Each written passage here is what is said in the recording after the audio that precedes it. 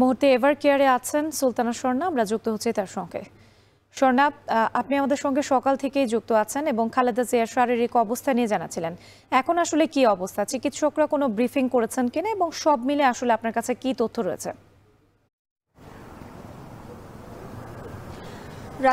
গতকাল রাতের পর থেকে কিন্তু আমরা কোনো চিকিৎসকদের থেকে আসলে কোনো ব্রিফ পাইনি, অর্থাৎ মেডিকেল বোর্ড বসেছিলেন এবং ডক্টর জোবায়দার সাথে বৈঠক হয়েছে, কিন্তু তারপরও কিন্তু যেহেতু বিএনপির পক্ষ থেকে বারংবারই কিন্তু বলা হচ্ছে যে সাবেক প্রধানমন্ত্রী বেগম খালেদা জিয়ার ব্যক্তিগত চিকিৎসক ব্যতীত অন্য কোনো সূত্র বা অন্য কোনো তথ্যর প্রতি কিন্তু আসলে তারা প্রচার করতেও কিন্তু আমাদেরকে বারংবারই বলছেন যে সর্বোচ্চ সহযোগিতা কিন্তু দলটির পক্ষ থেকে করা হচ্ছে বেগম খালেদা জিয়ার সার্বিক পরিস্থিতি নিয়ে সবশেষ তথ্য আমাদের জানানোর ক্ষেত্রে।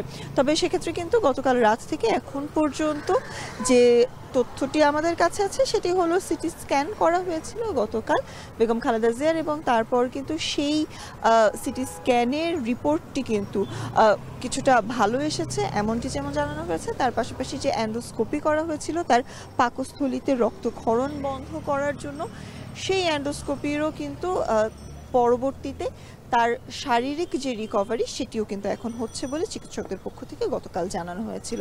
তবে তার পাশাপাশি আসলে জানিয়ে রাখতে চাই, সাবেক প্রধানমন্ত্রী বেগম খালেদা জিয়ার যেহেতু ডায়াবেটিস, ফুসফুস, লিভার, হৃদযন্ত্র বিভিন্ন ধরনের আসলে জটিলতায় তিনি ভুগছিলেন, তাই কিন্তু সেই সকল জটিলতা থেকে মুক্তি পাবার জন্য কিন্তু আমরা কিন্তু দেখেছি গত 23 নভেম্বর থেকে গত 15-16 দিন হলো, আজ 16 দিন তিনি এভার কেয়ারে দেশি বিদেশি যে চিকিৎসকরা রয়েছেন তাদের কিন্তু পর্যবেক্ষণে রয়েছেন, এবং তার পাশাপাশি দেশি বিদেশি যে চিকিৎসকদের মেডিকেল বোর্ডটি রয়েছে সেটি কিন্তু নিবিড়ভাবে পর্যবেক্ষণ করছেন তাকে। এবং তার পাশাপাশি আসলে জানিয়ে রাখতে চাই, গত কয়েকদিন ধরে কিন্তু বেগম খালেদা জিয়াকে বিদেশে নিয়ে যাবার যে প্রক্রিয়াটির কথা বারংবারই আলোচনা হচ্ছে।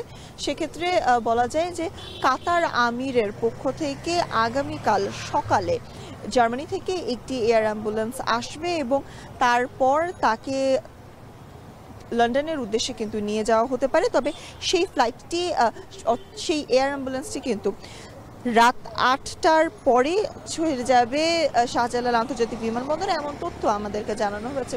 তবে সেই ক্ষেত্রে কিন্তু আরেকটি জিনিস মাথায় রাখতেই হবে, বেগম খালেদা জিয়া দেশ ছেড়ে আসলে লন্ডন যেতে পারবেন কিনা, সেই ভ্রমণের যে যাত্রার পথটি, সেই পথটি আসলে তিনি শারীরিকভাবে যদি সুস্থ থাকেন এবং তার শারীরিক পরিস্থিতি যদি আরও একটু উন্নতি হয় শুধুমাত্র তাহলেই কিন্তু সম্ভব।